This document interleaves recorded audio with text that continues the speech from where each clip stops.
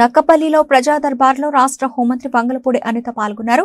జిల్లా ప్రభుత్వ యంత్రాంగం అర్జీదారుల నుండి అర్జీలు స్వీకరించి సమస్యలను అడిగి తెలుసుకున్నారు. అందరి అర్జీలు తీసుకున్నంత వరకు అందరము ఇక్కడే ఉంటాము, హోంమంత్రి ప్రశాంతంగా చెప్పారు.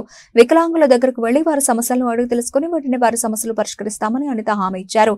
అర్జీలు స్వీకరించి ఆయా శాఖ అధికారులకు ఇచ్చి తక్షణమే వాటిని పరిష్కారం చేయాలని అనిత అధికారులకు సూచించారు.